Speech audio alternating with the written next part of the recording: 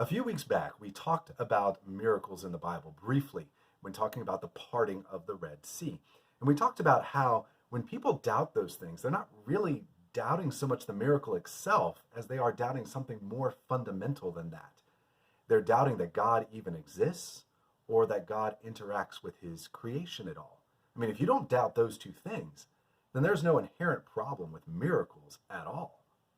And, talking about the manna and the quail in Exodus chapter 16 is another set of miracles that people often doubt. So first, let's think about the quail, because they doubt the manna even more, so we'll get to that one next. The quail was a specific gift from God for the people in this particular instance. It was not a continuous food supply like the manna was, but the quail was still no less a miraculous gift. You see, quail migrated through North Africa and across the eastern Mediterranean. They did that every year. In fact, they migrated over the Sinai region every spring and then back every fall. And since they were seasonal and only came around just for a few days within those seasons, they were considered a delicacy by the Egyptians and therefore probably by the Jews also. So it was a great gift from God. Now, according to Herodotus, the ancient historian, who I know some of you have read, they were pretty easy to catch because they were tired out from their migration. So you could throw a net over them, sometimes even catch them by hand. So some have said that this was no miracle at all because of that they just collected the quail as they migrated by. Yet this kind of miracle is kind of like the parting of the Red Sea. You see, in the parting of the Red Sea, God used a strong east wind to drive the sea apart, which is technically feasible. But the problem is, or the way what makes it a miracle is that it happened right when Moses raised his staff up over the water. It continued without any kind of brief delay for even a moment over hours, and then the wind ended the moment Moses raised his staff on the other side. The timing makes it a miracle. Here, Moses told the people that the quail will come tonight, and then the quail came that very night. And not only that, they came in vast quantities, enough to feed at least 1.5 million Jews. That's a lot of quail, far more than normally migrates. So the manna is the one that people doubt even more, though.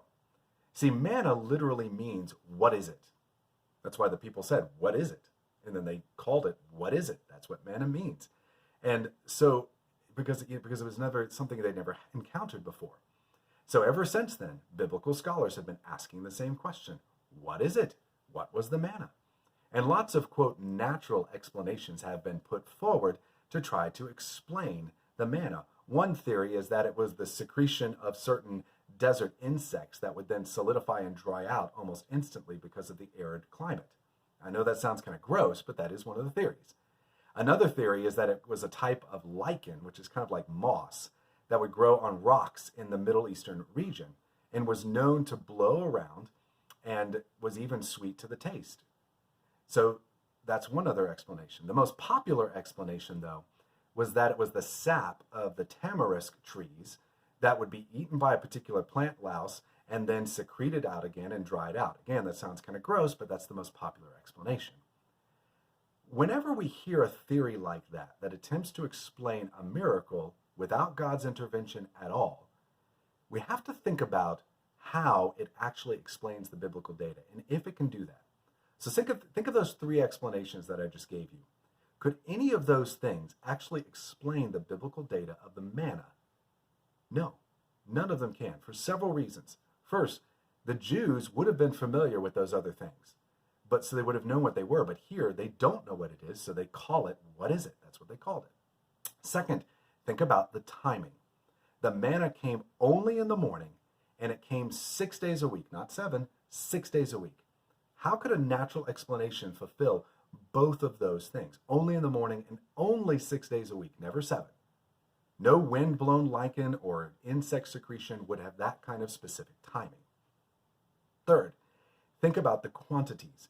There was enough every day to feed 1.5 million people.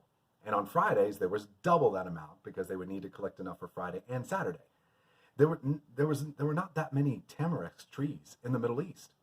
There were not that many insects, not enough to provide food for 1.5 million people every day. Fourth, think about how the food kept. The manna went bad immediately the next day, so they can never collect more than enough for a day, except on day 6, because on day 7 they had to eat what they collected on day 6. So the other days of the week, well, it would never last that long. But on day 6, it would last for 2 days. So again, that's a particular type of timing and keeping that is too specific to be a natural explanation at all. And finally, think about the duration. All of these natural explanations that people brought up about insects and trees and plants, those all are seasonal, depending on insect population and tree and plant life cycles, which would not be producing all year round.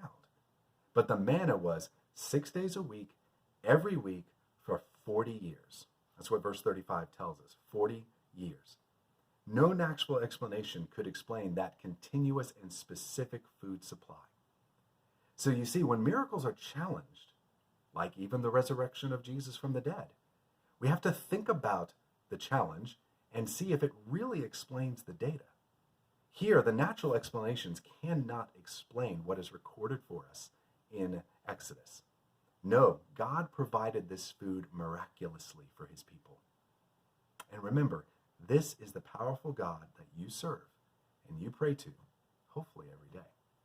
You guys think about that. I'll see you again tomorrow.